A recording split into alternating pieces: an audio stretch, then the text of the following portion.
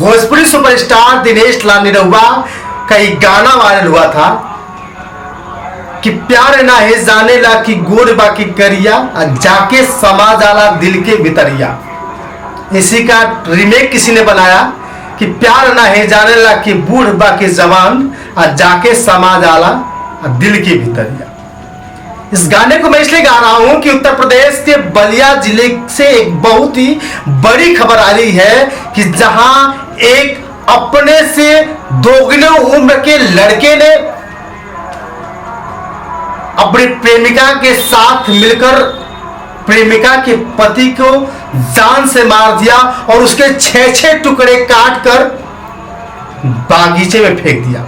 इसके बाद पूरा देश सहम सा गया कि आखिर प्यार करने वाले लोग ऐसा कर क्यों रहे हैं। आपने मेरठ की कहानी तो सुनी ही होगी।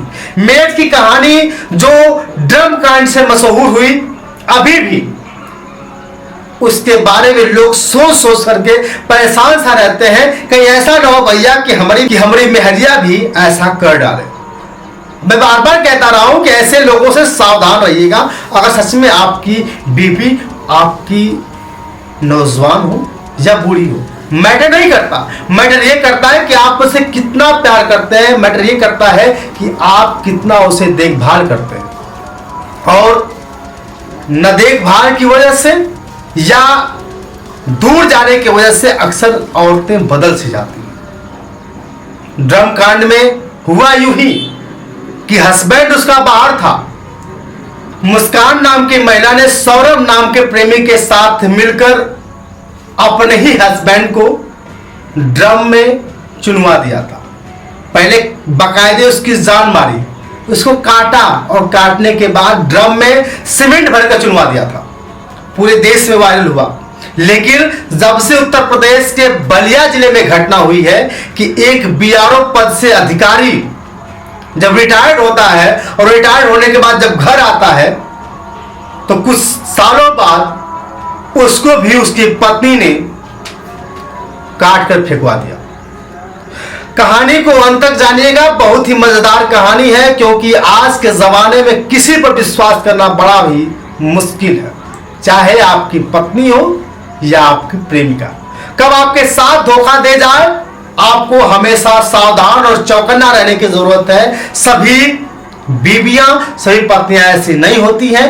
उन्हीं लोगों के लिए जानना और समझना जरूरी है। और मुझे पता है कि जब आप गलती करेंगे तो आपको उसकी सजा जरूर मिलेगी। न जाने प्रेमी प्रेमिकाओं के बीच ऐसा क्या हो जाता है कि प्रेमिका की पति को जान से मारने के लिए आमादा हो जाते हैं। तो साथियों, बलिया के रहने वाले देवेंद्र राम जो बीआरओ पद से रिटायर्ड हुए थे, उनकी पत्नी माया देवी दोनों शहर में रहते थे। और धीरे धीरे समय गुजरता गया। 3 बच्चे हुए।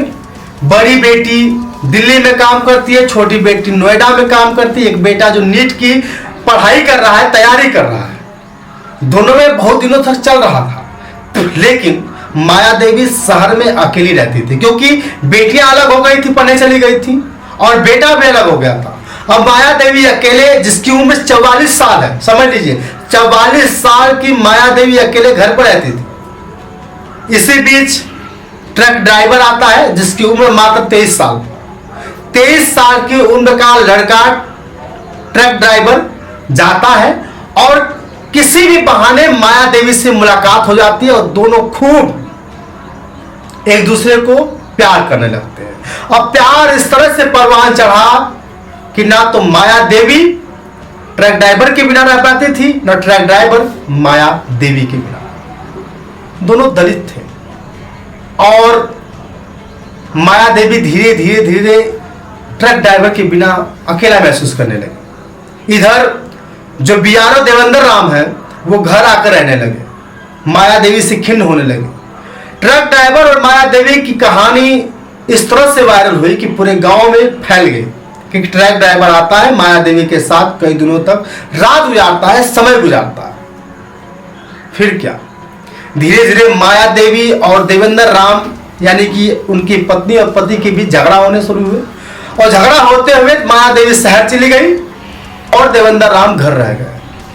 फिर क्या, बवाल इस तरह से बढ़ा कि जब आते देवेंद्र राम माया देवी को पीट देते थे। यह देखते हुए सहन नहीं हुआ। ट्रक ड्राइवर को माया देवी ने बुलाया, कहा कि आ जाओ, अब बवाल करता है। बवाल क्या करना है? ट्रक ड्राइवर आता है, माया देवी दोनों मिलकर देवेंद्र राम के 6 टुकड़े करते हैं और 6 टुकड़ों को ले जाकर बागीचे में फेंक देते हैं। ट्रक ड्राइवर भाग जाता है। माया देवी ने अपने पति के गुमशुदगी का रिपोर्ट दर्ज कराती है, कहती है कि हमारे पति कई दिनों से गायब है। जबकि माया देवी के बच्चे, 3 बेटियां, 1 लड़के मां के करतूतों से अनजान नहीं थे।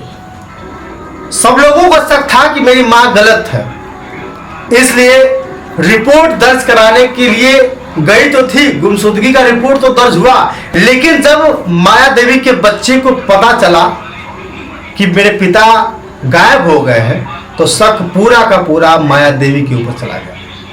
नहीं, विश्वास नहीं हो सकता, मेरे पिताजी ऐसा नहीं कर सकते, कहीं ना कहीं मां का ही कसूर होगा। सभी लड़कियों ने सीधे माया देवी और ट्रक ड्राइवर के खिलाफ आवेदन दिया और पुलिस प्रशासन ने जबरदस्ती उन्हें गिरफ्तार कर लिया। जब पिटाई शुरू हुई, जब चाप चढ़ा, तो माया देवी ने सीधा सा कबूल कर दिया कि नहीं, गलती हमारी ही थी। हमने उनको पहले बुलाया, प्यार से खिलाया, फिर 6 टुकड़ों में काटा और उसी बागीचे में जाकर फेंक दिया। तो कहीं न कहीं ट्रक ड्राइवर की गलती तो थी, लेकिन इन महिलाओं का क्या होगा जो आए दिन अपने पतियों के साथ कंड करती चली जा रही है? सजा माया देवी की भी होनी चाहिए। साथियों, जब से ये खबर उत्तर प्रदेश के बलिया, गाजीपुर, बनारस, मऊ में फैली है, तब से सभी लोग बस यही चर्चा कर रहे हैं कि क्या विश्वास किया जाए अपनी पत्नियों पे, क्या विश्वास किया जाए अपने प्रेमी प्रेमिकाओं पर। क्योंकि हमने तो सुना था कि प्यार एक दरिया है, डूब के जाना है, लेकिन यहाँ तो डूबने की बात नहीं, डूब के मर जा रहे हैं। बाकी आपके ख्याल, माया देवी का प्यार अधूरा ही रह गया? जिसके लिए अपने पति की हत्या की वो ट्रक ड्राइवर अब साथ नहीं, माया देवी हिरासत में है। जैसा कि सौरभ और मुस्कान दोनों हिरासत में हैं। न मुस्कान से कभी मुलाकात हो पाई सौरभ की, न सौरभ कभी मुलाकात कर पाया मुस्कान से। तो खबरदार हो जाइए, अपने पत्नियों से बच कर रहिए, अपने पत्नियों को प्यार करिए और ध्यान दीजिए कहीं आपकी पत्नी किसी बगल वाले से अटैच तो नहीं है। बाकी आपकी राय। शुक्रिया।